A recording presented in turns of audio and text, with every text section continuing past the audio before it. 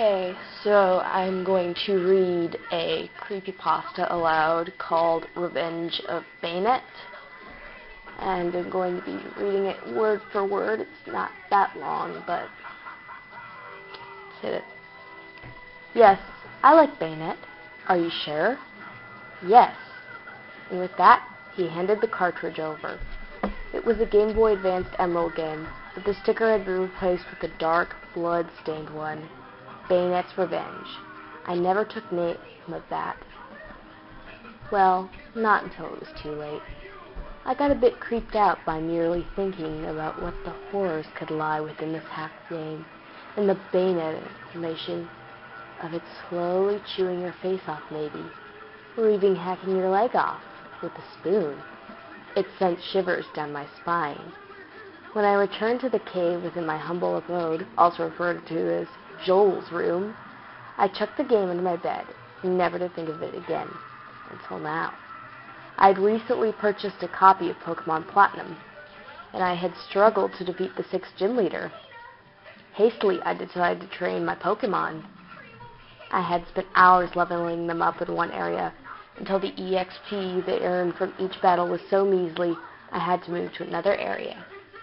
Until I fought Banette. I remember the game, and saved Snowpoint City. I only ever saved there, so I would know if someone had played my game. I popped my head under my bed, and worked my hand around the junk under there. Notepad, Glade plushie, box, toy car, Game Boy Advance game. I clenched my sweaty fists around the cartridge and dragged my hand out, bringing a load of random rubbish with it. I never knew I had a Charizard toy. But enough of that. I inserted the cartridge back into my game and flickered the power on. It loaded the screen, and then it was black. I turned it off and wiped the game clean of any dust.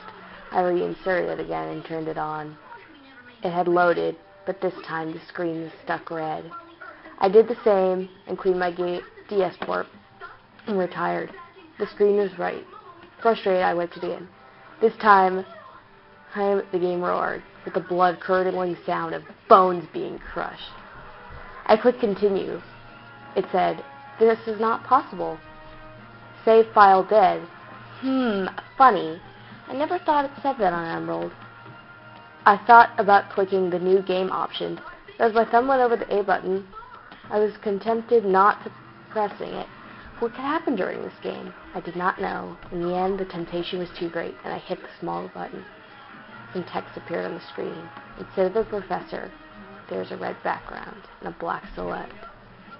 "Hello, do you remember me? I'm the one you threw out. Nobody ever liked me.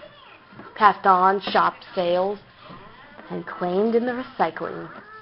I hoped that one child would take a remote interest in me, but no, each one more hating than the last." Then the game started. My sprite was a gray, crooked path. I held the up button firmly and watched my character move in that direction. The path got darker, and I began to notice the music. It was Lavender Town, but higher pitched and faster. Every 27 paces, the music got faster. Every time the music got faster, my heart raced a bit. But the screen reached pitch blackness, and the music was just a high-pitched whining. I lifted my thumb. I pressed left and held on. The character was impossible to make out due to the darkness of the screen. After a while, the music stopped, and a loud-pitched thud was eliminated from the speakers. I jumped, and then an animation played. My character was strapped to a table with leather belts. A light flashed, and the motion was like a claw being brought down upon the victim. My character jumped, and a scream could be heard. Then a light began to flicker. As the intensity of the brightness increased, so did the moaning that came from the console. You could see it, a gash on the side of his body. I watched in horror as pink, slimy intestines rolled out of his body, landed with a splat on the floor. Then another flash. This time my eyes began shifting from their sockets and slid down my face. A cackle was now apparent, amidst the screaming and moaning my character was making. A third, quicker flash happened. I nearly emptied my stomach as I saw his legs. The flesh was partly tore, and the bones snapped. There was only a few remaining strands of skin holding on. The blood flowed out of them like a river, and my sprite began getting paler. Then I saw it, the Pokemon that caused this all.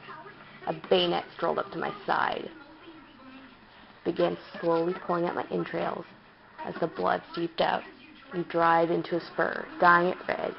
You caused me so much pain. Why did you throw me away? Do you hate me? Yes/no. My hand shaking, I press no. You hate me. I can tell. I know one more thing. With hate comes fear, and you're terrified of me. That's pretty much it. Thanks for watching, I suppose.